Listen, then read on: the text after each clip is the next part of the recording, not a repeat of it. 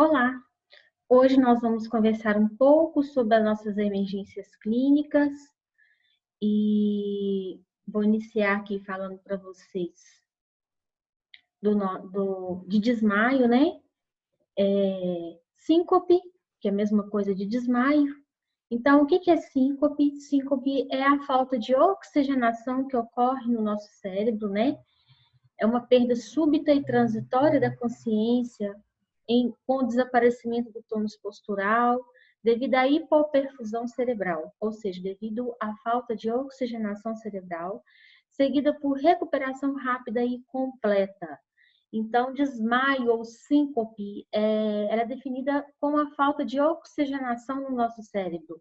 E ocorre a perda, né, do tônus postural, aquela perda de consciência rápida, a pessoa vai, né, talvez até sofrer uma queda devido a esse desmaio, né, podendo ser o desmaio a causa de várias patologias clínicas, principalmente patologia cardíaca. Por esse motivo, eu gosto de iniciar falando das síndromes coronárias agudas, né, com a síncope, porque a síncope é um grande sinal de algum problema cardíaco que essa vítima pode estar apresentando, tá? Mas também pode ser também um sinal neurológico. Então, eu gosto de iniciar essa aula falando das síndromes cardíacas relacionada por esse motivo, né? Porque a síncope ela é um grande sintoma relacionado ao coração. E a gente falou na aula anteriormente sobre a hipertensão arterial. Então, falei um pouco da hipertensão, para então, depois, na síncope, nas síndromes coronarianas agudas, para vocês entenderem que a função, o motivo, né, de por que temos que saber hipertensão arterial. E nas estatísticas, né, mostram que corresponde de 1 a 3% das admissões hospitalares e de 3 a 5% dos casos admitidos em sala de emergência. Então, é um número muito grande de ocorrência no pré-hospitalar também sobre esse assunto, sobre o desmaio. As pessoas desmaiam e acionam muito o serviço de urgência. Então, é de grande, se você for olhar, um número considerado grande, né, relacionado a esse assunto. Então, a taxa de recorrência é bastante elevada, né, uma vez que constatado um episódio de síncope, a probabilidade de recidiva é por volta de 30%. Então, a pessoa teve um desmaio, ela pode vir a ter outro desmaio, tá? Então, assim, a probabilidade de 30% dessa pessoa ter um outro desmaio, principalmente quando se trata de um assunto cardiológico, tá? Se a pessoa tem um problema cardíaco e não sabe, ela vai ter recorrentes desmaio, não só um desmaio e pronto, acabou. Então, isso tudo tem que ser muito bem avaliado e nós socorristas, principalmente, temos que ter essa proatividade nesse assunto para poder, né, até mesmo orientar essa pessoa a estar procurando um profissional especializado, né, de saúde. Então, aí nós temos dois termos que é muito utilizado na urgência, tanto intra como extra-hospitalar, que é a síncope e a lipotímia. Não sei se vocês já ouviram falar em lipotímia. Então, a síncope ela é diferente da lipotímia. A lipotímia ela é o primeiro grau de síncope, né? Ela é acompanhada por palidez, sudorese, tontura, zumbido no ouvido. Então, isso é considerado uma lipotímia. Geralmente vem também relacionado com o quadro de hipotensão. A queda da hipertensão arterial, a queda da pressão arterial, ela pode vir acompanhada com uma palidez, uma sudorese ou uma tontura, né, que é a vertigem, e aí isso é a lipotímia. Então, é a impressão angustiante que vai desmaiar, né? A pessoa tem aquela sensação de que não está bem, né? Já iniciou uma sudorese, não estou bem, estou com mal-estar, parece que eu vou vomitar, né? Então, de fato, isso acontece. Então, isso é uma lipotímia. Eu vou desmaiar, estou com uma sensação estranha, um corpo muito fraco. Então, geralmente, isso é uma queda de pressão arterial relacionado com esses outros sintomas. Isso é a lipotímia. E ela pode ocorrer devido a uma emoção, uma notícia, né? Uma notícia ruim ou que seja uma notícia boa, né? por súbita modificação da posição deitada para a posição vertical também ela ocorre. Ou seja, aquela mudança, eu estou sentado, vou levantar, né? De repente. Então, isso pode vir a lipotímia. Isso é um fator que ocorre a lipotímia. Então, essa é a diferença da lipotímia para a síncope. A síncope, ela vai ocorrer aquele desmaio repentino, aquela queda talvez da pressão arterial, mas para ela desmaiar, eu tenho que ter tido primeiro a lipotímia. Então, a lipotímia, a síncope, ela é consequência da lipotímia. Então, eu vou ter uma sudorese, vou ter uma palidez cutânea, eu vou ter talvez uma vertigem, talvez acompanhado com uma queda da pressão arterial, e aí eu vou evoluir para o desmaio, porque devido a um fator de coisas que ocorreu ali hemodinamicamente falando no paciente, né, na vítima, ela vai faltar oxigênio para o cérebro que vai ocasionar a síncope. Que geralmente, dependendo do caso, é uma síncope reversível, a pessoa às vezes vai ficar de 5 a 10 minutos desmaiada, mas vai voltar, que também é um assunto muito confundido com a convulsão. Muitas vezes as pessoas atuam no serviço de urgências achando que um desmaio é uma convulsão. Aí nós vamos ver uma convulsão mais à frente, então vocês vão ver que é uma diferença muito grande de uma síncope para uma convulsão. Então, voltando aqui, a síncope ela é muito diferente da lipotímia, né? A lipotímia ela é o primeiro grau da síncope, é aquele sintoma, né, de sensação de desmaio, sudorese, palidez cutânea, talvez a queda da pressão arterial, para poder evoluir a falta de oxigenação no nosso cérebro, para poder ocasionar aquele desmaio. E aí nós temos uma classificação etiológica, né? A síncope. É o que eu disse, ela pode ocorrer primeiro a redução súbita da pressão arterial, que é a hipotensão ortostática que a gente fala, quando eu estou sentada e levanto repentinamente, isso é muito comum acontecer em pessoas idosas, né? O desmaio, ele pode vir devido a uma redução súbita do débito cardíaco, que eu já falei, né? Às vezes a pessoa não tem um problema cardíaco e não sabe, e eu já vi muitas das vezes as pessoas descobrirem problemas cardiológicos depois de ter apresentado essa síncope, por o médico ter feito um check-up, pedido vários exames, principalmente cardiológicos, e ter manifestado que realmente aquela síncope ela veio proveniente de um problema cardíaco. Seja que for um bloqueio, talvez, de algum ramo, né, ali no miocárdio, uma arritmia cardíaca. A arritmia cardíaca ela é muito comum vir associada com desmaios, a pessoa tem desmaios repentinos, né? E aí, para saber essa redução súbita do débito cardíaco, ela é classificada em bradicardia, taquiarritmia, obstrução do fluxo, né? Às vezes tem algum fluxo ali, algum ateroma, alguma placa de gordura obstruindo aquilo ali, aí houve falta de oxigenação, né, porque não está irrigando bem o nosso corpo, e aí ocorreu esse desmaio. A disfunção miocárdio, o coração não está funcionando normalmente como deveria funcionar, então isso também é uma classificação para poder vir o desmaio, né? O aumento súbito da resistência cerebrovascular, a pessoa às vezes tem enxaquecas, já vi muito caso de enxaqueca e a vítima ter desmaio. A hipertensão intracraniana pode vir o desmaio, a perda da consciência, ou uma hiperventilação pode vir a perda de consciência, porque o excesso de oxigênio também ele faz mal. Pode ser classificado também relacionado ao metabólico, né? Nas hipoglicemias, na hiperglicemia. Um paciente com falta de açúcar no sangue, ele vai ter desmaio. Um paciente com excesso de açúcar no sangue, ele vai ter desmaio.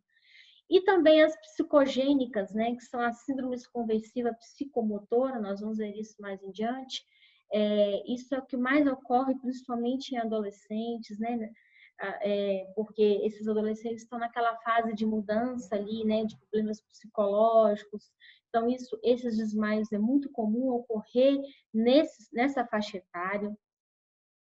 Na infecciosa, devido ao quadro febril e também séptico, o quadro séptico, quando está em choque séptico, ele pode ocorrer essa síncope do paciente. E doenças da arterial cerebrovascular, que são as aterosclerose carotídea, né? São os ateromas, as placas de gordura, como eu falei, relacionei anteriormente, né? Por algum motivo, aquela placa obstruiu e aí a oxigenação não está suficiente, então aquilo ali vai ocorrer assim. E quais são esses sintomas, né? São as tonteiras, mal-estar, palidez cutânea, sudorese, o cansaço, náusea, o vômito e a visão turva. Isso tudo é sintoma de síncope. Como que seria o diagnóstico de uma síncope, né? É a história clínica que eu tenho que colher desse paciente, fazer um exame clínico e neurológico dele, né? Para poder ver como que foi aquele episódio de consciência daquela vítima. São necessários quanto pertinente, principalmente tem que ser feito diversos exames que vão desde uma simples hemograma, como dosagem da glicose, até uma ressonância magnética. Então, a síncope, pessoal, é um assunto muito importante de ser tratado, tá? Tem que ser levado muito em consideração. Então, não é à toa que a pessoa está tendo um desmaio. Então, tem que pôr em mente que, para mim, ter um diagnóstico fechado de uma síncope, saber realmente qual o motivo daquela síncope, eu tenho que fazer um check-up, eu tenho que fazer certos tipos de exame. Não é só, desmaiou, voltou, beleza, não. É ideal, sim, procurar um médico, uma unidade de saúde básica, né? Não tem necessidade, se aquela pessoa esteja bem, não estar indo para um pronto atendimento. Então, eu acho que uma atenção primária é suficiente para estar tratando, né? Fazendo check-up para poder ver que tipo de problema de saúde que essa pessoa pode estar tendo, ou é algo relacionado psicologicamente falando, né? Como a gente viu anteriormente no quadro. E em casos mais graves, especialmente nas doenças de origem cardíaca, requer uma atenção maior. Foi o que eu falei. A síncope, ela tem que ser dada muita atenção nela, né? Porque a maioria das vezes, os casos, às vezes está relacionado à doença cardíaca. Então, uma doença cardíaca, ela tem que ser muito bem investigada, tá bom? Nós vamos ver mais em frente aqui.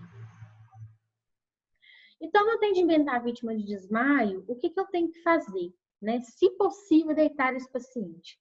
Deitar e elevar as pernas, afrouxar roupas, né?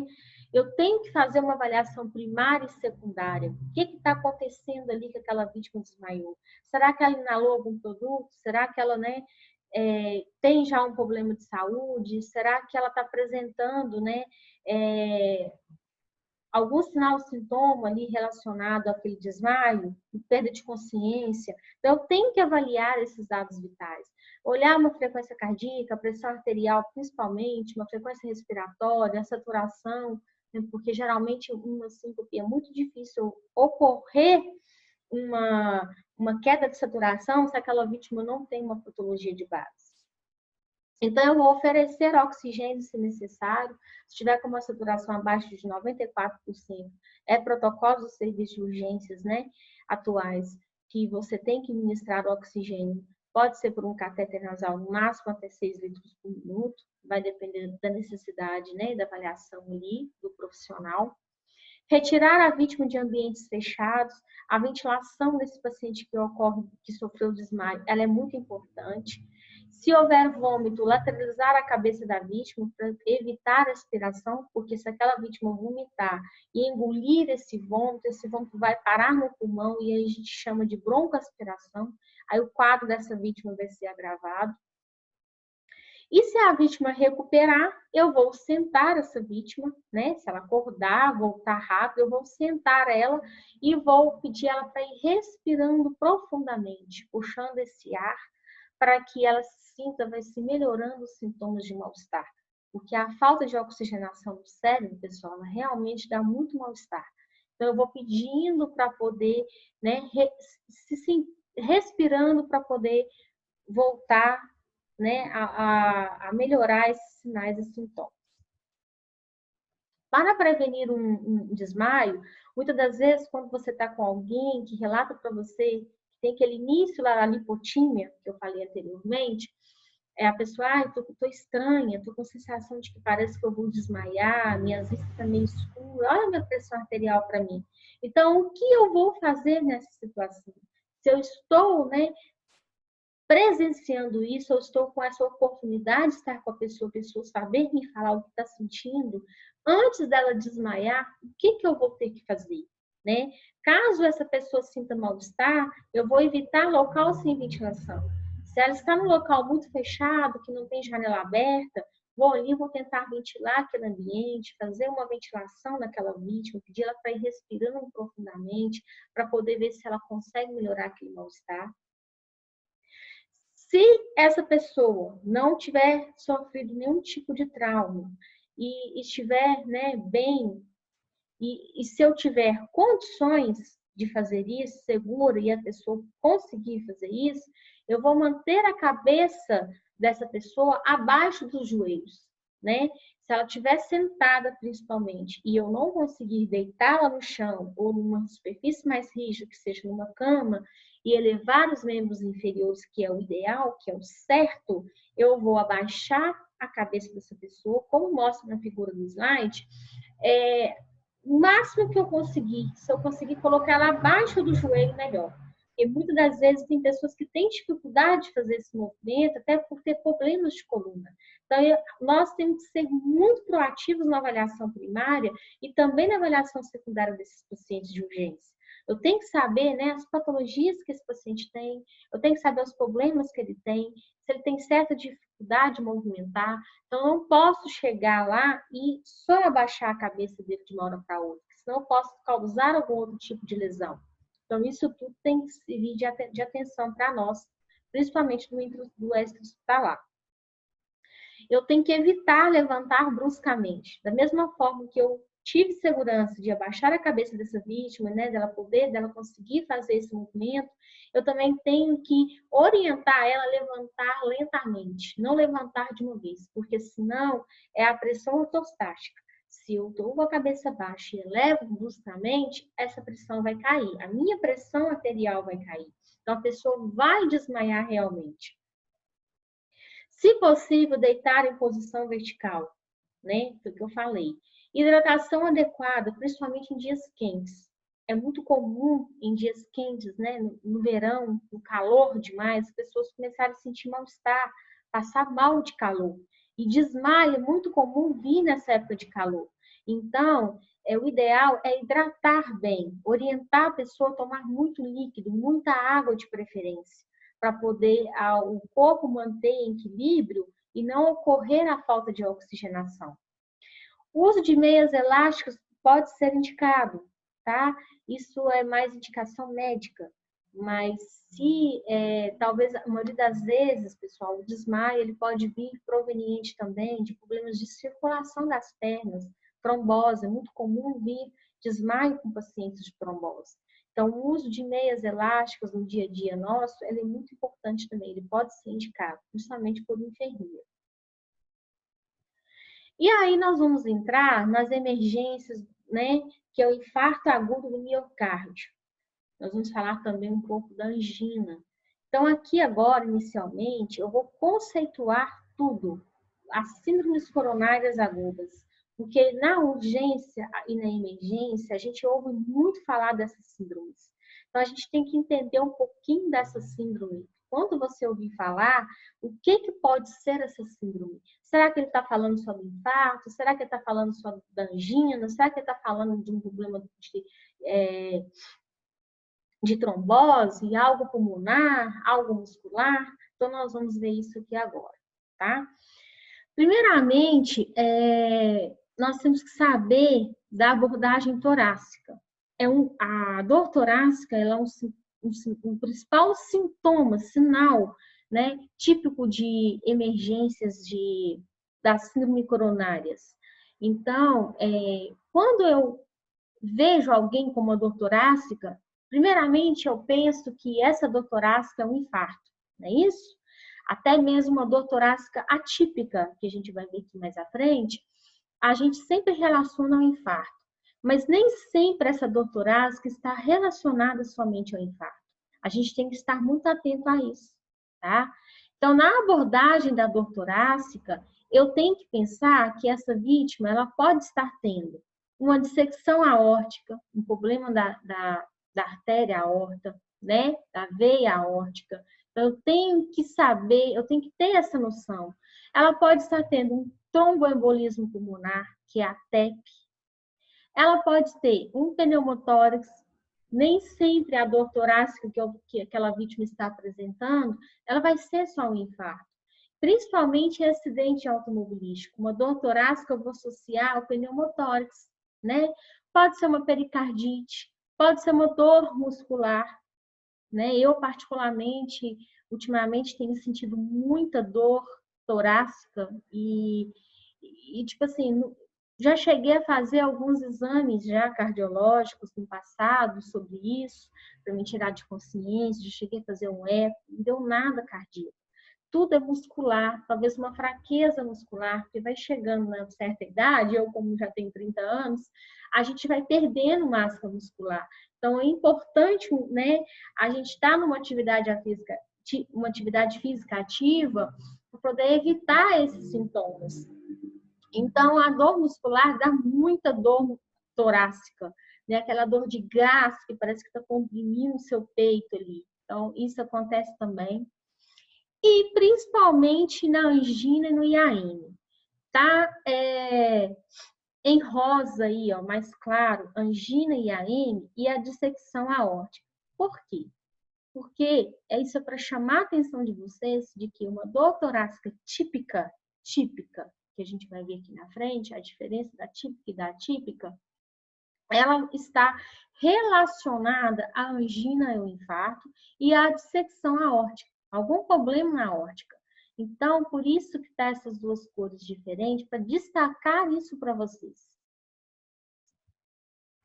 E aí, quando se trata de uma dor torácica isquêmica, que é a dor torácica típica, cardíaca, eu coloquei aqui uma citação de um autor, de Nesco, que a descrição clássica da dor torácica na síndrome coronária aguda é de dor, desconforto, queimação ou sensação opressiva localizada na região precordial ou retroesternal, que irradia para o ombro e ou braço esquerdo, braço direito, pescoço ou mandíbula, acompanhada frequentemente de diaforese, náuseas, vômitos ou dispneia. Então, a dor torácica típica, ela é realmente muito conceituada no conjunto de sinais e sintomas, tá? É uma dor no precórdio, lado esquerdo, em aperto, geralmente, a dor do apeito, a gente ainda fala na urgência, a dor do apeito é a dor do infarto, tá? Queimação, principalmente na região epigástrica, no estômago, a pessoa sente queimação, talvez aconteça, já vi paciente infartando, que relata pra gente tipo um refluxo, uma queimação de refluxo, dor no pescoço, na mandíbula, isso é dor típica de infarto.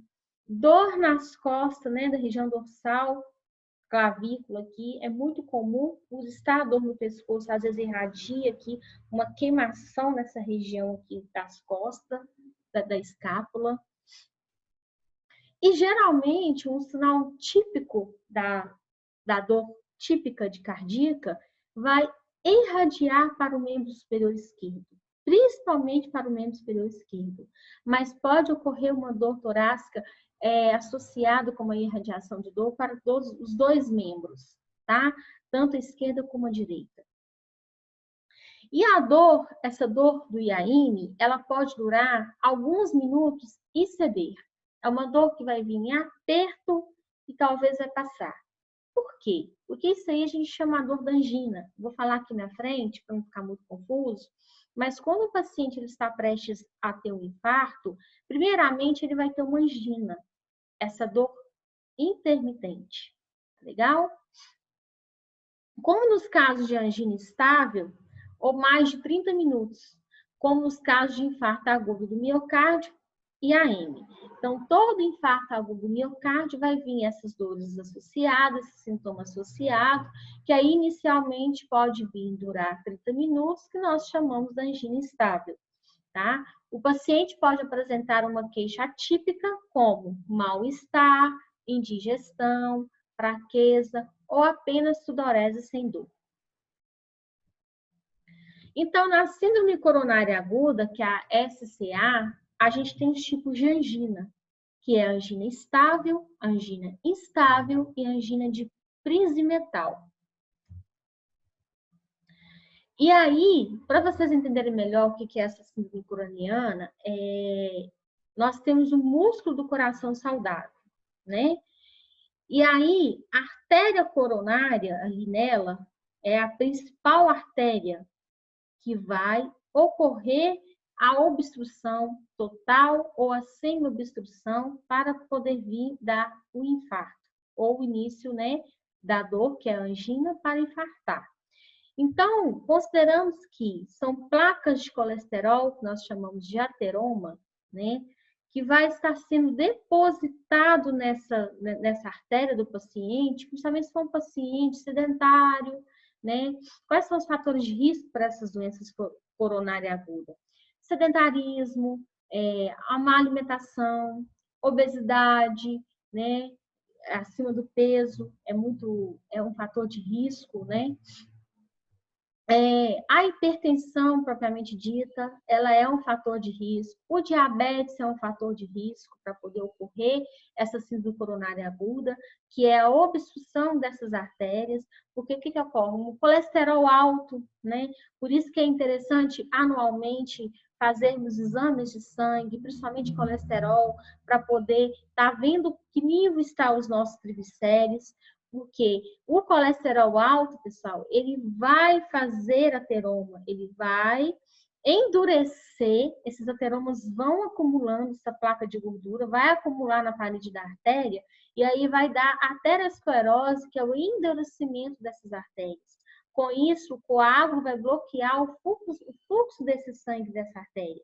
E aí vai ocorrer a isquemia, que é a necrose, a perda tecidual ali de oxigênio naquela região do miocárdio, da artéria coronária, e aí vai vir as síndromes coronárias agudas. Porque aí, no contexto geral da síndrome, pode vir primeiro a angina, pode vir primeiro o infarto, ou pode vir outros problemas cardíacos, tá? E aí, a angina é o estreitamento da artéria que vai irrigar o músculo cardíaco. Então, vocês vão vendo que aqui eu tenho todas as coronárias, né? A veia coronária aqui em volta do nosso músculo cardíaco. Então, isso aqui, se está estreitando por ateromas, né? Ou está iniciando já o endurecimento dessas placas de gordura ali, por acúmulo dessas placas de gordura, vai ocorrer angina. Eu vou ter, a princípio, uma dor torácica, que ela vai ser intermitente. Às vezes é uma dor torácica que ela vai voltar. Hoje eu sinto dor, mas passa 2, 3 dias ela volta novamente. Eu não procuro ajuda, não vejo o que é, eu não faço exame, não tenho um controle de colesterol, de diabetes, sou sedentária, fumo demais, tenho uma má alimentação. Então, isso tudo pode já estar estreitando a artéria dessa coronária, e aí essas dores que você está me mostrando, né? Já é o estreitamento, eu não procurei ajuda, não descobri o que está acontecendo com o meu corpo, e aí, de repente, vai vir aquela dor típica do infarto, quando eu vou procurar ajuda, já estou infartada. Isso é o que mais ocorre no nosso país, tá? No mundo em geral. As pessoas, às vezes, infartam, teve vários infartozinhos e não procurou ajuda e não sabe. E aí, quando vai, né, a fase esteja já avançada do infarto, já não tem mais recursos, a pessoa às vezes já tem que ir para o tratamento avançado, que a gente vai ver aqui mais à frente, colocar um stent, né, fazer um cateterismo. Então, isso tudo vem, o nosso corpo, pessoal, ele é muito perfeito, ele vem avisando para a gente sinais e sintomas. Então, nós temos que estar atentos a isso. Então, os sinais e sintomas da angina, já foi falado aqui várias vezes, é dor, né, por esforço, por emoção, geralmente de curta duração, até 30 minutos, uma dor de 10 a 15 minutos, e melhora muito com vasodilatadores. Por isso é importante eu estar indo, né, numa saúde pública, no PSF, para poder fazer uma consulta médica, principalmente se tiver casos na minha família, porque doenças cardíacas, quando eu tenho, né, não sou de fator de risco, tem fatores de risco associados em família, eu tenho que ficar mais atenta a isso e me cuidar mais. Então, eu tenho que procurar um médico, fazer o check-up, poder já usar, entrar com esses vasodilatadores, com medicação apropriada, para poder desobstruir, né? Talvez já entre até com uma simvastatina, se tiver um colesterol alterado, para poder evitar um infarto futuramente. E qual que é a conduta para isso? Né? Manter a vítima em repouso, monitorar sinais vitais e transportar ao hospital com oxigênio se necessário. Então, eu monitorando sinais vitais, vi que tem uma alteração da pressão arterial, vi que tem uma alteração da frequência respiratória, ou tem uma alteração da oximetria, uma saturação abaixo de 94, de 90, eu já posso transportar essa vítima para o hospital somente com oxigênio.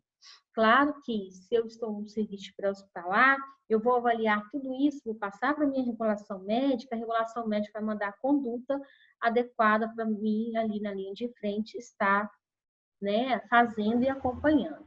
Mas nós ali com o paciente, nós somos os maiores responsáveis em saber esses sinais e sintomas, para a gente poder tomar a nossa conduta propriamente dita. Então, o infarto agudo do miocárdio, ele é decorrente da obstrução de uma artéria do músculo cardíaco. Então, vocês vão vendo aqui que já obstruiu. No IAM, estreitou. Então, me avisou que algo errado está acontecendo. O infarto já obstruiu totalmente. Talvez também eu não tenha um aviso, não tenha aquela dor leve já me avisando. Porém, eu já tenho aquele infarto fulminante, aquele infarto, né, de repente. Tem muita placa de gordura e de repente essa gordura obstruiu totalmente aquela artéria, não endureceu primeiro, não me deu sinal. Então, isso também pode ocorrer. Então, o que acontece? Conforme vocês estão vendo no slide, a obstrução ocorreu na artéria e aí infartou toda a minha área. Teve a isquemia, né? A isquemia, a falta de oxigenação, necrosou o tecido miocárdio, fica necrosado, com hematoma, por falta de oxigênio, não tem oxigenação tecidual. Então, isso é um infarto, né? Já necrosou totalmente aquela artéria ali, já foi obstruída totalmente aquela artéria. Então, nós temos que atentar para toda vítima adulta com dor torácica. Ela deve desconfiar de algo cardíaco, de doenças cardíacas graves. Então, uma pessoa adulta com uma dor torácica típica, eu tenho que desconfiar de alguma síndrome coronária. Eu tenho que encaminhar essa vítima a um especialista para poder estar fazendo exame, checar, verificar o que está acontecendo. E quais os sinais e sintomas, né? Que essa pessoa vai apresentar se já infartada? Uma dor súbita de duração prolongada na região do peito. Geralmente, pessoal, a dor do infarto ela não é aliviada, diferente da angina, que é uma dor intermitente de duração curta, de 15 a 30 minutos, vai passar. Então, muitas das vezes, a pessoa não procura ajuda porque é uma dor que vai e volta. Ela não vai aliviar a dor do infarto. Tá? E ela pode irradiar para a área adjacente do coração, que são os membros superiores, principalmente o membro superior esquerdo.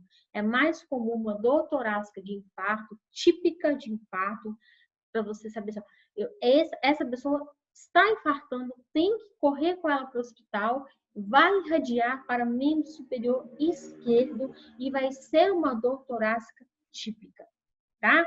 Uma dor em aperto. Uma dor seguida com sudorese, com mal-estar, com queimação. Talvez a pessoa vai se sentir que está sufocando, um aperto no pescoço. E aí vai vir mal-estar, náusea, vômito, palidez, sudorese e choque, né? O choque cardiogênico pode vir acompanhado nessas síndromes coronárias agudas. E aí, qual que é a conduta frente a esse paciente, né? Manter a vítima em repouso. Uma vítima que está tendo um infarto, estudos mostram que quanto mais ela movimenta, mais risco de infartar essa área cardíaca ela tem. Então, o repouso, se possível, carregar essa vítima até uma ambulância, até um carro, né? Até o transporte adequado, ela ser carregada. Os atendimentos pré-hospitalares que a gente faz nas residências, né, com vítimas de suspeitas de infarto, muitas das vezes a gente leva a maca lá dentro, para a pessoa não ter que ir andando até a ambulância.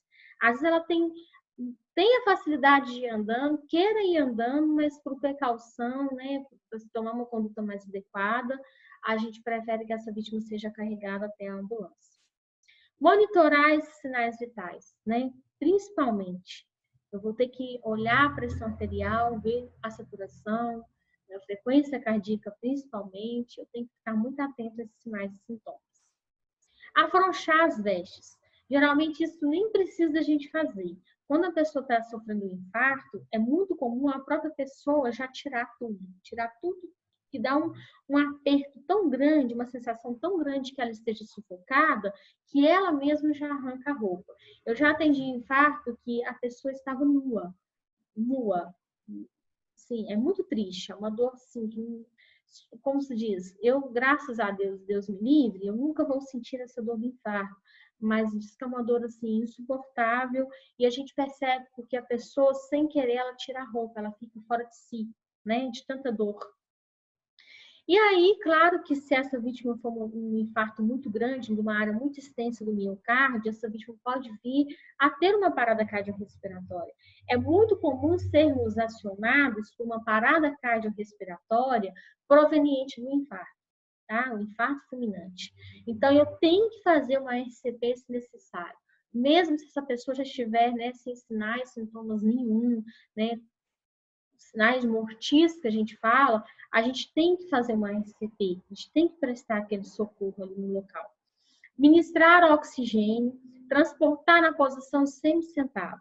Se é uma vítima consciente, né, Glasgow 15, tem condições de compensar, né, tem condições de andar, mas eu não deixei ela andar, levei ela carregada até um transporte, eu vou colocar ela semi-sentada. Por quê? Para melhorar a oxigenação do corpo dessa vítima. Isso é muito importante. Não deitar muito a cabeceira, manter a cabeceira de uma cama mais elevada, acima de 30 graus. Então, resumindo tudo, a síndrome coronária aguda, a SCA, é a angina mais o IAM. Então, associando a angina e IAM, eu vou ter uma síndrome coronária aguda. Então, quando vocês ouvirem falar de uma urgência, né, que seja no intra ou no extra-hospitalar, suspeita assim, de uma SCA, vocês já sabem que é suspeita de uma síndrome coronária aguda. Ou seja, essa vítima teve algo cardíaco, né, associado principalmente na angina, né, associado principalmente no infarto, desculpa, no IAM, proveniente da angina. Porque muitas das vezes a pessoa ela vai ter um infarto, mas ela vai ter primeiro uma angina.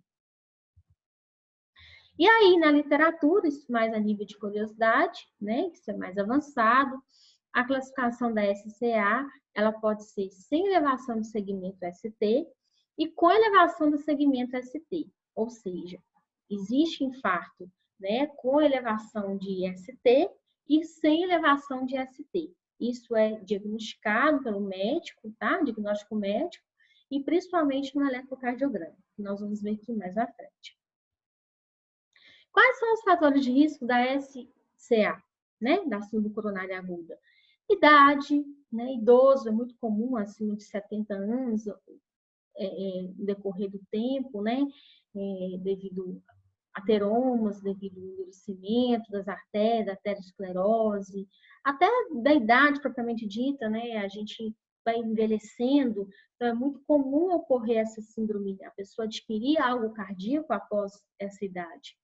Diabético, muito comum, hipertenso, a obesidade é um fator de risco muito importante, o tabagismo, né, gente, o cigarro, ele é fator de risco, assim, típico, o colesterol elevado, o sedentarismo e histórico familiar. Então, tudo isso aqui são fatores de risco para doenças coronárias agudas. E quais são as manifestações clínicas do infarto? Às vezes a gente associa as manifestações clínicas do infarto somente no sistema cardiovascular. Por quê? Porque o sintoma que me apresenta a princípio ali é uma dor forte no peito, né? No pré-córdio. Então, nem sempre essa pessoa que está infartando, ela vai ter só um problema no sistema cardiovascular. Ela pode ter um problema no sistema respiratório, um problema pulmonar, gastrointestinal, geniturinário, neurológico e cutâneo. Isso tudo, pessoal, são manifestações que pode estar mostrando que essa pessoa está tendo um infarto agudo do miocárdio, né? No cutâneo, principalmente, e no cardiovascular, está aí em cores diferentes, para poder sinalizar para vocês que são as manifestações clínicas mais importantes, tá? Sempre vai vir a dor, né? A manifestação cardiovascular, que é a dor precordial, e a cutânea, que é a palidez, a sudorese. E aí nós podemos associar a falta de ar, a dispneia, né? A taquipneia, e associando o respiratório. E podemos analisar também o gastrointestinal, que é os vômitos e as náuseas, tá? Neurológico, a pessoa vai ter confusão mental, se já está no quadro mais avançado. O geniturinário, a gente vai avaliar, principalmente no intra-hospitalar, fazer um controle da diurese. Essa vítima, com certeza, internada, ela vai ter que estar com uma sonda de vesical de demora para poder nós estarmos ali medindo, né, fazendo controle daquela diurese, perante a cor, né, a odor, a quantidade, porque tem uma quantidade mínima de diurese que essa pessoa tem que estar eliminando durante 12 horas, para poder ver se isso tudo está associado a manifestações do infarto. Claro que isso tudo entra em várias patologias, mas falando aqui do infarto, para vocês entenderem melhor, isso tudo está relacionado, principalmente no intra-hospitalar, uma vítima que está com IAM. E aí, entrando um pouco na parte 2 do infarto, eu quis separar assim, para vocês entenderem melhor, eu acho que facilitou um pouco mais, acho que ficou um pouco melhor, falar primeiramente daquela parte anterior, né, sinais, sintomas típicos, o que é a síndrome, para entrar nessa situação da típica. Então, na primeira parte, nós vimos que é uma manifestação típica de um infarto. Agora, nós vamos ver a manifestação atípica do infarto, tá? Então, os grupos de risco para manifestação atípica do infarto são idosos, sexo feminino, diabetes mellitus, insuficiência cardíaca, pacientes que usam marca-passo. Os principais aqui, tá em cores diferentes, são os idosos e pacientes que usam marca-passo. Por quê? Idoso, ele sente muita dor torácica, não só relacionado a cardiovascular, assim como relacionado ao sistema respiratório, que é o pulmão. É muito comum o idoso ter pneumonias, problemas respiratórios. Então, pneumonia, principalmente, ela causa dor torácica e tosse. Então, o idoso e pacientes que usam marca-passo, eles têm muito essa dor torácica. Então, a gente tem que levar, né, em consideração tudo isso para poder ter um diagnóstico certo. Então, quando a gente fala manifestação atípica do infarto, quer dizer que o sexo feminino, o diabético, o que tem insuficiência cardíaca, o paciente que usa marca-passo, os idosos, são pessoas que sentem dor torácicas por outros motivos. Então, muito provavelmente, essas manifestações de dor torácicas nesses grupos de risco que foi citado aqui, é atípico. Por quê? Tem que ser muito bem avaliado, porque a princípio ele não vai ter uma dor típica como aquele fator de risco, né? Relatado anteriormente, relacionado ao cardiovascular, né? Então, assim, essa é a diferença da manifestação atípica para a manifestação típica. Atípica, de cara, a pessoa vai ter um problema já cardiovascular, ou ela vai sentir a dor precordial associada com irradiação para membro, associado com sudorese, com aperto no pescoço, sensação de sufocamento. E aí a gente sabe que o grupo de risco de manifestações atípicas são esse grupo de risco que foi citado aqui nesse slide.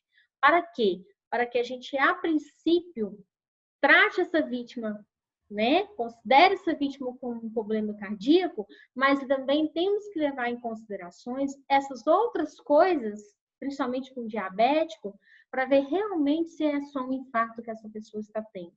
Então, isso é muito importante termos atentar para isso, principalmente os médicos, tá? E aí, para mim ter um diagnóstico, né, de AM fechado, eu tenho que ter, principalmente, alterações no eletrocardiograma.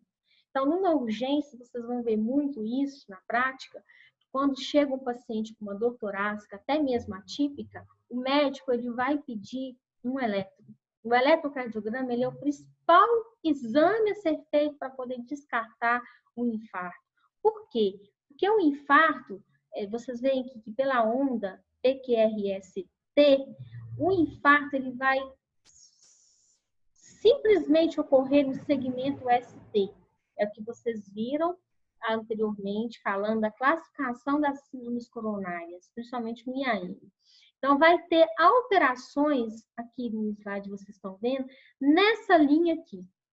Na hora que sobe o S, talvez ele não vai fazer a curvinha, tá? Ele vai ter alteração, ele vai estar encurtado, ele vai estar elevado, vai estar abaixado.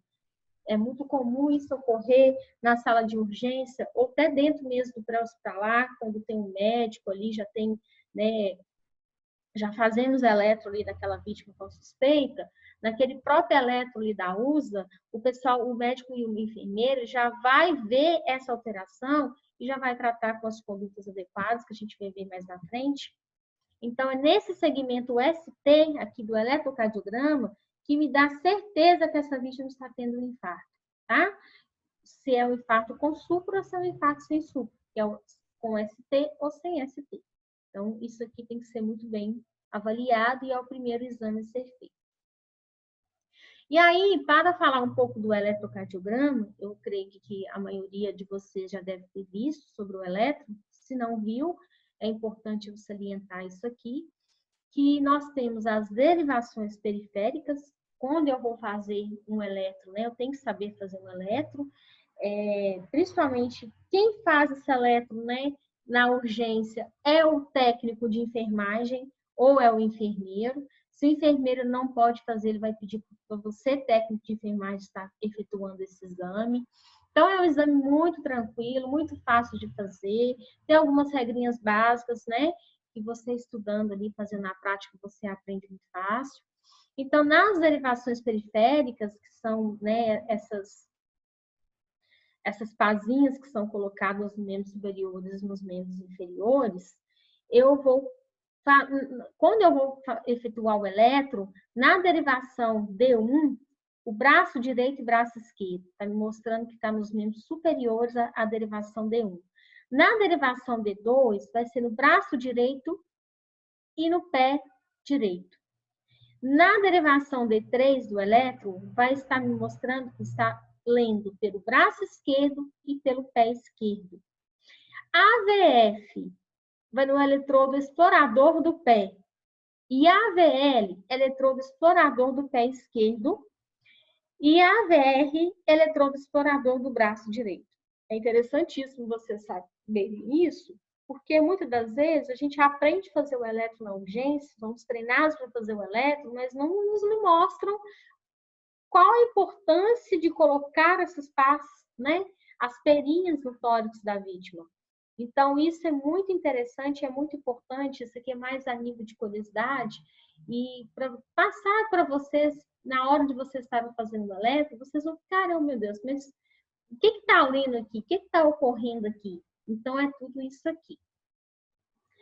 Nas derivações precordiais, que são as perinhas que são colocadas no tórax da vítima, quando eu imprimo V1, que ele vai estar no quarto espaço intercostal da linha para a external direita, que é a primeira perinha que eu tenho que colocar, vai estar lendo, o V1 vai estar lendo exatamente isso.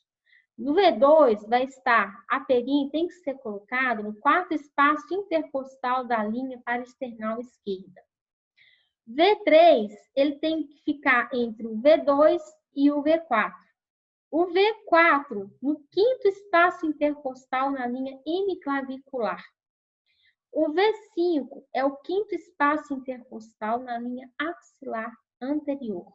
E o V6, quinto espaço intercostal na linha axilar média. Quase que debaixo da axila mesmo, a linha axilar. E aí, outro tipo de diagnóstico de infarto são as enzimas cardíacas. Vocês devem ouvir falar já, o CK dele estava tanto, né? A troponina estava tanto. Muito comum você ver médico conversar com o enfermeiro, médico conversar com o médico na sala de urgência. Ah, o CK-MB dele está elevado, o eletro mostrou um supra-ST. Então, isso tudo que vocês vão ouvir falar na urgência, se já ouviram falar na urgência, está relacionado ao diagnóstico. Então, enzimas cardíacas são liberadas na corrente sanguínea quando ocorre a necrose da célula. Então, ocorreu aquela necrose, aquela isquemia ali no miocárdio, né? Na artéria ali do miocárdio, o que vai acontecer? Essas enzimas vão alterar, né? Por um rompimento dessa célula. Então, vai ser detectado nesse exame de sangue especificamente. Então, ali, aquele exame, ele vai calcular a taxa dessa enzima que tem valores. Então, o cálculo desses valores vão ser feito no laboratório. Foi lá, colheu o exame de sangue, calculou, né? Então, são coletados ali naquele exame 4 tipos de enzimas, que é a mioglobina, o CK-MB e a troponina 1 e T. Troponina I e T, tá? São essas 4 enzimas. E aí, o tempo de ação das enzimas cardíacas. O CK-MB, o tempo de alteração inicial dele é de 4 a 8 horas. O tempo de pico para elevação de 12 a 24 horas. E o tempo de retorno ao normal de 72 a 96 horas. Da hemoglobina, o tempo de alteração inicial é de 2 a 4 horas. O tempo de pico de elevação, de 8 a 10 horas. E o tempo do retorno normal, 24 horas. Então, o que quer dizer isso? Para não ficar lendo muito, quer dizer que o tempo que tem de alteração, né? Se o paciente infartou, se está alterado a minha enzima, né, o CK-MB, já tem de 4 a 8 horas inicialmente que eu infartei, que eu tive alteração dessa enzima. Aí, vai me monitorar de 12 a 24 horas para ter se esse pico de elevação vai ser considerado. E para voltar ao normal, né, isso aí já estou, a partir do momento que ele fez o exame, viu que a alteração foi tanto, já entrou com medicações, com tratamento adequado, eu tenho de 72 a 96 horas para poder essa enzima voltar ao normal. E aí vai sucessivamente para todas as outras enzimas, né? Que é a mioglobina, CTNL, CTNT. Então, isso tudo é importante, isso tudo é uma avaliação médica, né? Para poder ter o tratamento ali adequado, mas isso é importante para vocês saberem, né? Na hora que vocês virem falar, CK-MB, meu Deus, o que é isso? Tropomina, o que é isso? Então, é exatamente isso aqui que foi mostrado para vocês. Então, no pré-hospitalar, a gente tem uma abordagem, protocolos a ser seguidos sobre o IAM. Então, eu tenho que reconhecer sintomas, principalmente os atípicos de um IAM. Foi o que eu falei anteriormente, a gente tem que ser muito proativo. A gente tem que ter certeza do que é uma dor torácica típica, até para mim poder passar por uma regulação médica. Porque se eu passar para regulação médica, tá com uma dor torácica. Eu sinto uma dor no peito. Mas como que é essa dor no peito? Quanto tempo de duração? Como que é essa dor? Ela irradia? Ela aperta? Ela queima? É fincada? É pontada? Eu tenho que saber, eu tenho que ter essa noção lógica, né? Eu tenho que ter esse conceito clínico ali no momento para poder passar para a minha regulação médica, para ver se a regulação médica vai me intervir com algum tipo de medicamento ou se eu vou só encaminhar essa vítima para o hospital. Então, para mim saber essa abordagem de típica e atípica, ela é muito importante, porque você sabendo disso é um ganho muito grande para aquela vítima que está com você. Então, primeiramente, eu tenho que reconhecer esses sintomas, né? Fazer um ECG precoce, geralmente no suporte básico de vida não tem ECG, então, geralmente, quando é uma dor típica, o médico já vai te pedir um AS, uma nitroglicerina, um tridil, dependendo da situação, né, o isordil, da pressão arterial, se estiver muito alterada, ele vai te pedir essas medicações.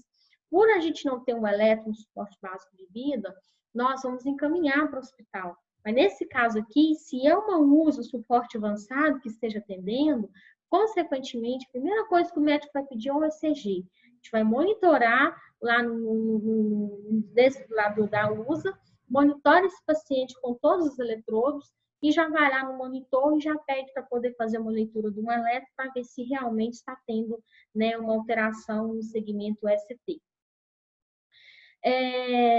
Reduzir o tempo pré-hospitalar para o diagnóstico e tratamento inicial do IAM.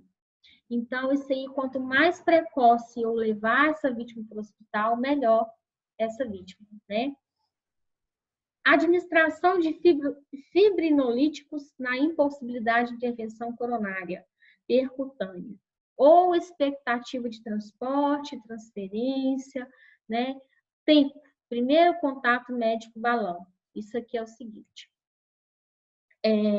Se o médico, principalmente ali, se for uma USA, né, que descobriu realmente, fez o eletro, viu que é uma dor típica, ele já pode ali fazer uma transferência realmente para um médico, hospital de destino, que tenha já aquele tratamento hemodinâmico.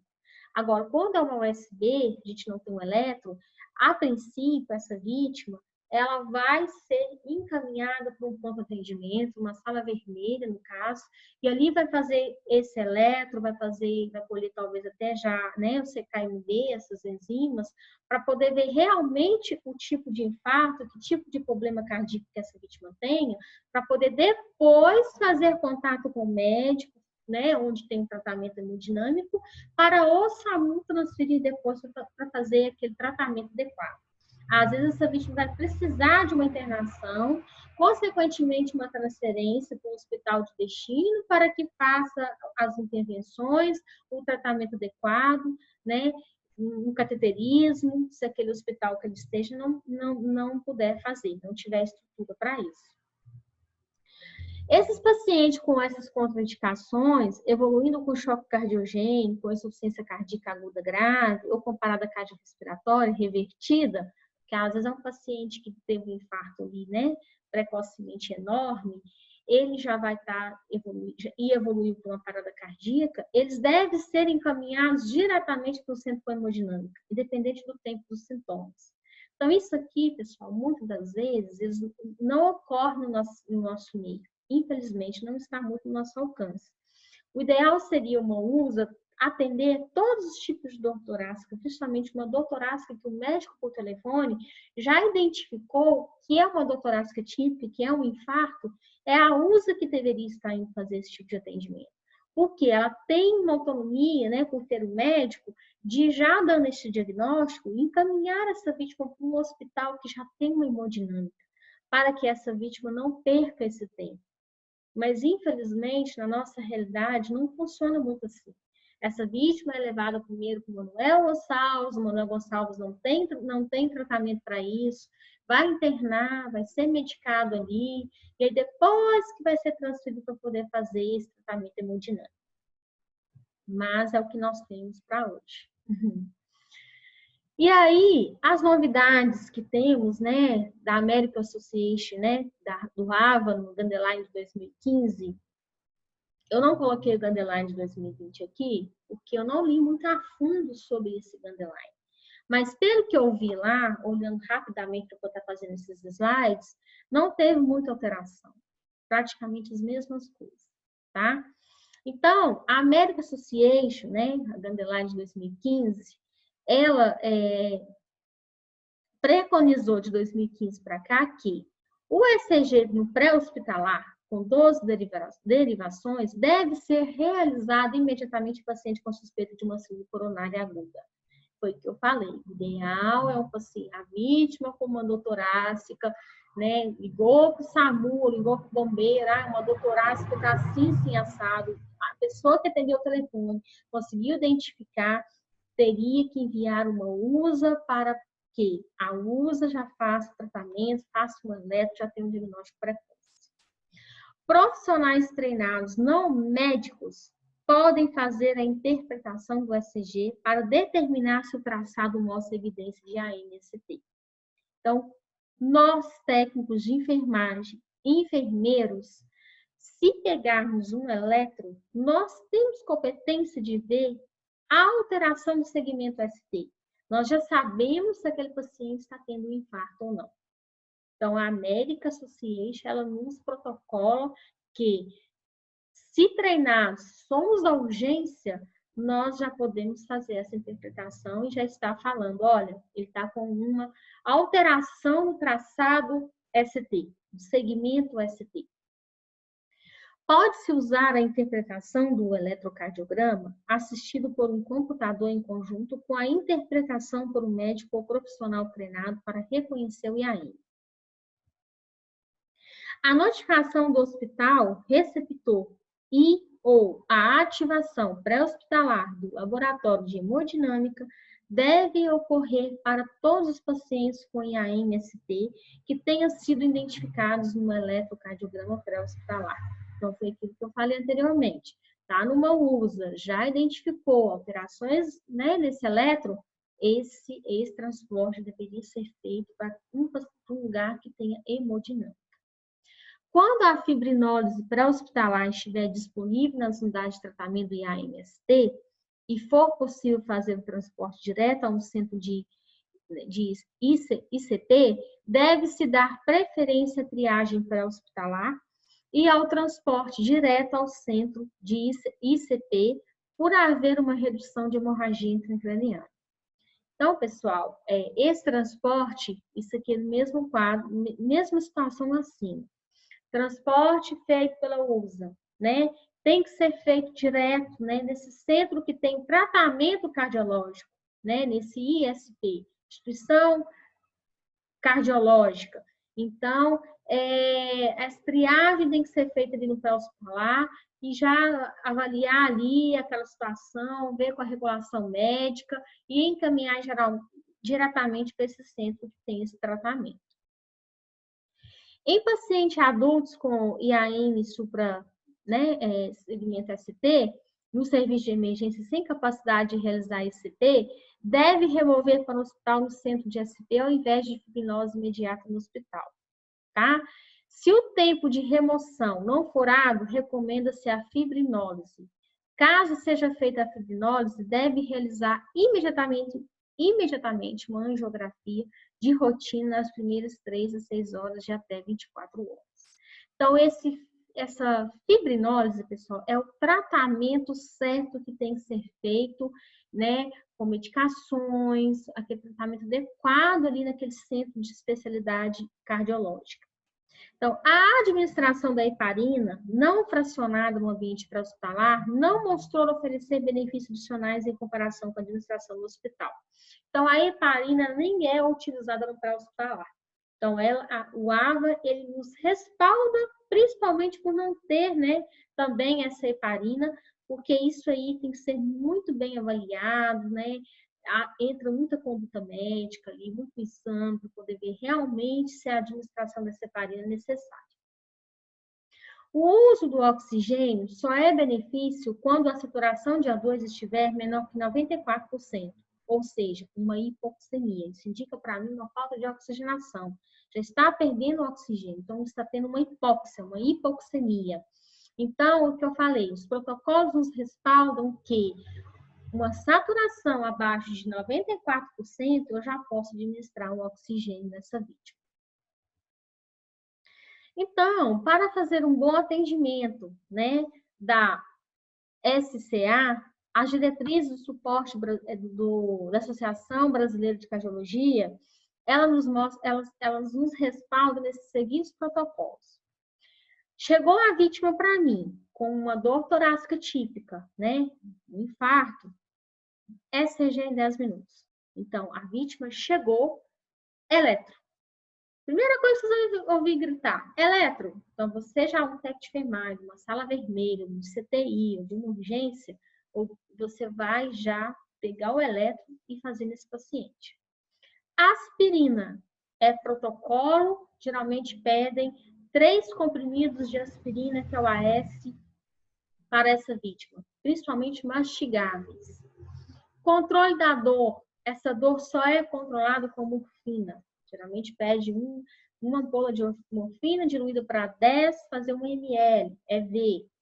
A nitroglicerina, se tiver principalmente uma hipertensão, vai entrar com tridil, é o mais conhecido. O2, se uma saturação abaixo de 94%. Beta-bloqueadores, trombólise química, tempo porta-agulha 30 minutos. Isso aqui já é um tratamento avançado, que é feito em centros de hemodinâmica.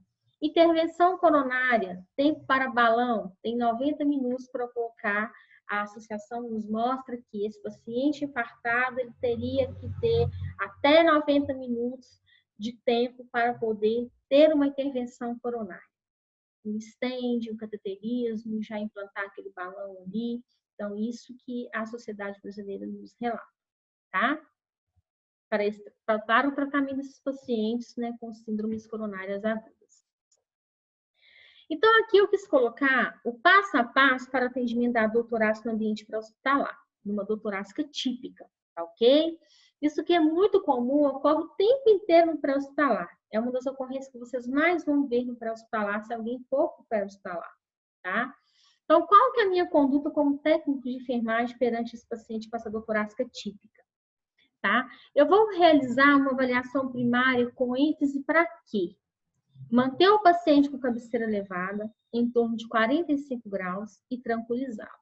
Então, vou transportar esse paciente com uma cabeceira semi-elevada, tá? De 30 graus para cima. O considerado é 45 graus. Semi-sentado mesmo. Eu vou oferecer oxigênio com fluxo de 4 litros por minuto apenas se houver evidência de desconforto respiratório ou se a oximetria de pulso estiver abaixo de 94%. Muitas das vezes, eu não tenho uma frequência respiratória alterada, tá? Um desconforto respiratório ali na minha frente, mas eu tenho uma oximetria de 91, 90. Então, eu já vou colocar um cateter nasal de 1 a 4 litros. Geralmente, os médicos pedem de até 2 litros, no mínimo 2 litros. Então, já era protocolo de serviço para hospitalar, você fornecer esse oxigênio para essa vítima. Avaliação secundária para monitorar sinais vitais, monitorização cardíaca. Se eu tiver um monitor dentro da minha unidade, eu já posso colocar os eletrodos e monitorar esse paciente.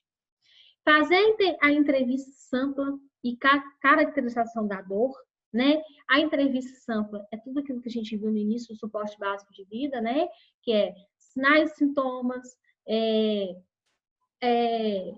alergias medicamentosas, medicamentos em uso, problemas de saúde, líquidos ingeridos e o A aqui é sinais e sintomas, alergias medicamentosas, problemas médicos, líquidos ingeridos, passados cirúrgicos, e eu acho que aqui é o A aqui, ou o E, no caso, é o controle da hipotermia, né? Ambiente, isso mesmo, ambiente externo, isso aí. E aí, a caracterização da dor, nesse caso aqui, eu vou ter que saber a qualidade da dor, a localização da dor, a irradiação, o tempo que essa dor começou, que horas que começou essa dor. Então, através do Sampla, eu colhendo toda a história clínica desse paciente, sinais vitais e a característica da dor, isso aí é primordial. Isso é uma das coisas que a gente mais faz em técnico de enfermagem pré-hospitalar, tá? Eu tenho que saber que dia que começou, que horas começou a dor, como que essa dor é em queimação, é em aperto, é uma dor que finca, qual região do peito? É do lado esquerdo, do lado direito? Ah, está irradiando por debaixo do braço, ah, está indo para o pescoço, está apertando o pescoço. Qualidade 1 a 10, porque vocês sabem que sinais vitais, a dor, ela entra como quinto sinal vital. Então, a dor, ela tem que ser muito bem classificada aqui para mim poder estar passando para a equipe médica, né, para poder estar tratando dessa vítima. Então, a qualidade de 1 a 10, qual a força da dor? É 1? É 5? Você consegue me dar uma nota para sua dor? É 10, então quer dizer, é uma dor insuportável. Ah, é 5, é uma dor suportável. Ah, é 2, é uma dor muito leve, mas nós vamos levar em consideração por ser uma dor típica. Então, isso tudo faz parte de conduta para o técnico de enfermagem, ok?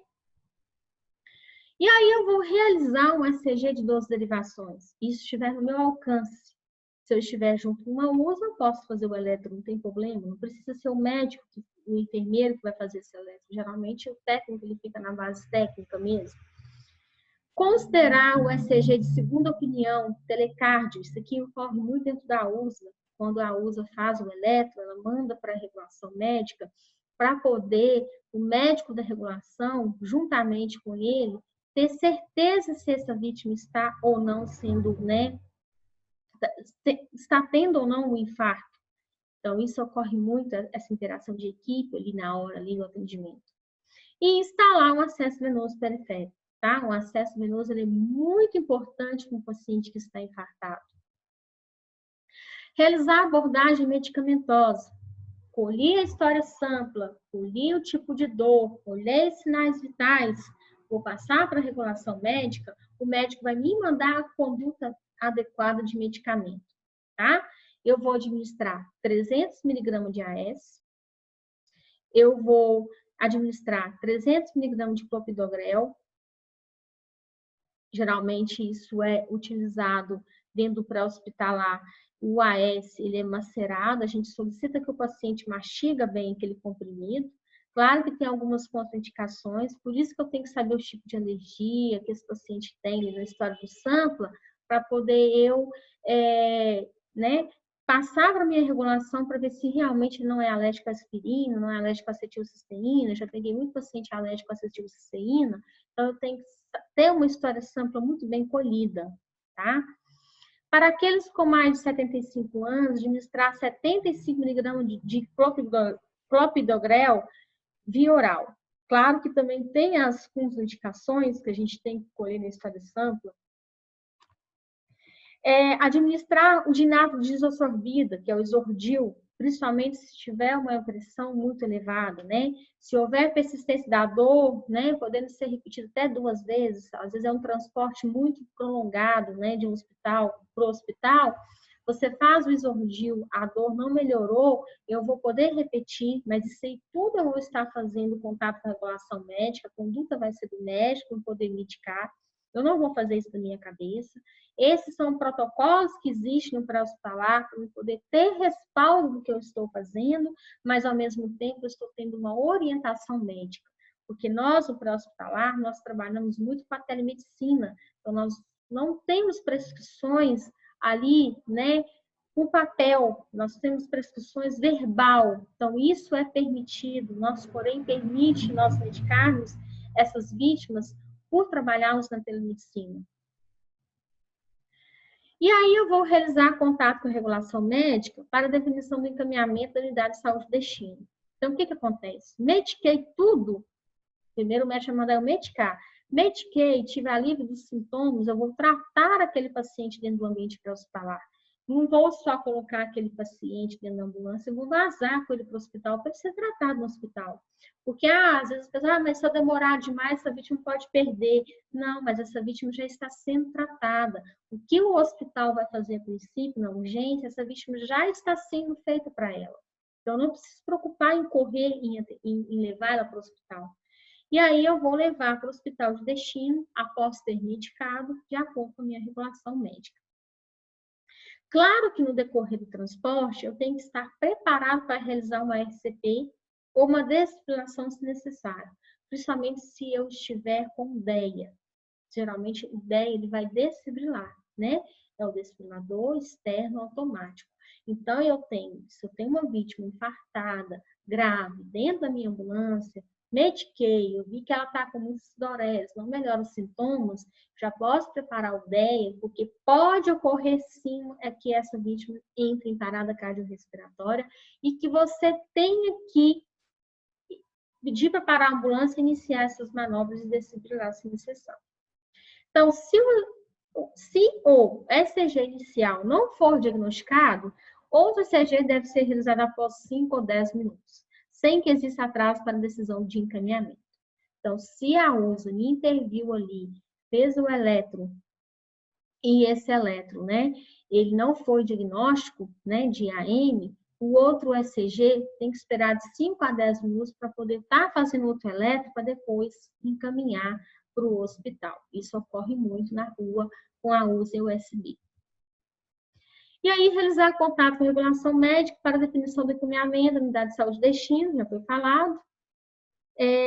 Após ECG de 12 derivações, avaliar se o paciente preenche os critérios para a fibrinose e, em caso positivo, afirmar a regulação médica para a definição do encaminhamento necessário. Então, a fibrinose é um tratamento adequado cardiológico, né? Vai para um tratamento hemodinâmico para poder entrar com tudo isso aí. Cuidado com os quadros atípicos, que eu falei, os fatores de risco de pacientes com dor torácica atípica. São os idosos, diabéticos, porque eles podem apresentar síndrome coronária aguda apenas com desconforto gastrointestinal, com dispneia, com tontura, com estado convulsional, com síncope, com sinais de AVC, do AVE, que é acidente vascular encefálico. Então, tem que estar atento nisso aí, tá? O idoso, o diabético, essas pessoas que têm fatores de risco atípico, ele não vai infartar só com uma dor torácica. Ele pode estar tendo um infarto ali, né, segmento de ST, apenas me mostrando desconforto gastrointestinal, que é uma dor, uma azia, uma dor epigástrica. Ele pode estar somente com uma falta de ar, ele pode ter tido uma síncope, ele pode estar com sinais de um AVE. Então, muitas das vezes, já vi muito idoso sofrer um acidente vascular encefálico proveniente de um infarto. Então, isso tudo tem que ser levado em consideração e tem que estar muito atentos a isso. E qual que é o tratamento, né? O tratamento são intervenções coronárias percutâneas no IAM com supradesnivelamento do ST. Isso já é feito dentro de um hospital, né? De uma instituição que tenha uma hemodinâmica, né? Que tenha recurso para isso. Então, aqui foi a nível de curiosidade que todo paciente que tem esse tipo de problema, justamente do IAM, ele tem que passar por esse tipo de tratamento, tá? Nem sempre vai precisar. A maioria das vezes, quando essa vítima está, igual o nosso caso aqui, Manuel Gonçalves, não tem esse tratamento, ele vai ser internado, né?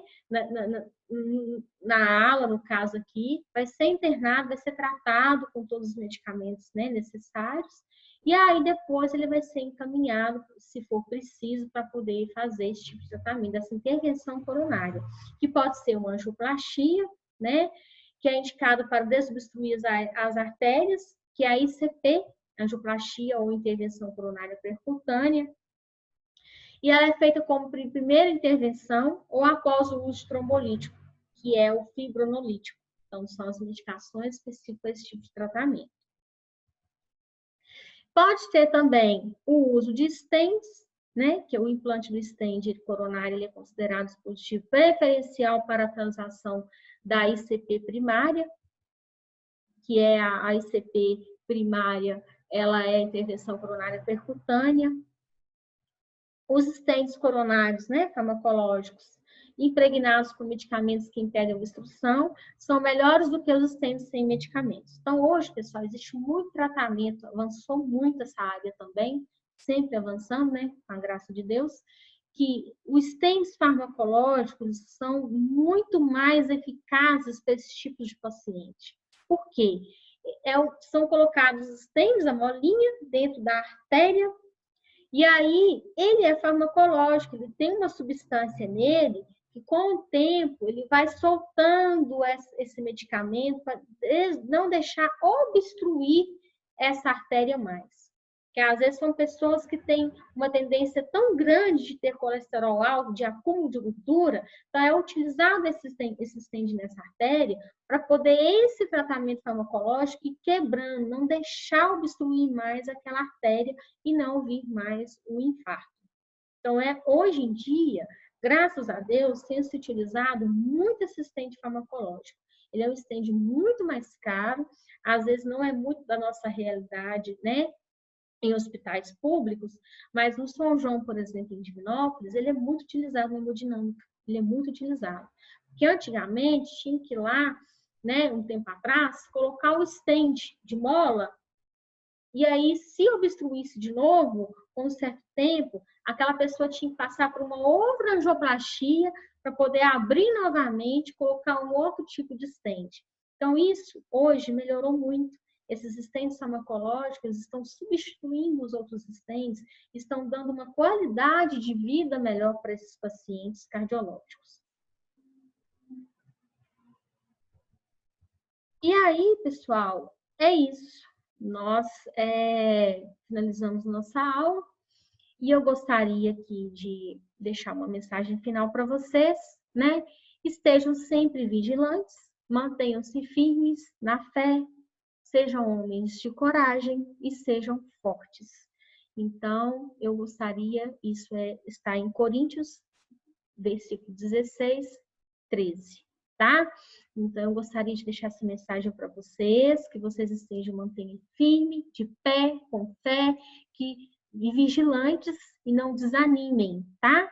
Não está sendo fácil para ninguém, assim como não está sendo fácil para vocês, não está sendo fácil para mim, eu creio que para muitos outros professores, mas nós vamos vencer com fé, né? Com segurança, com firmeza e com muita coragem tudo isso que nós estamos vivendo, tá? Fiquem com Deus e um grande beijo para todos vocês.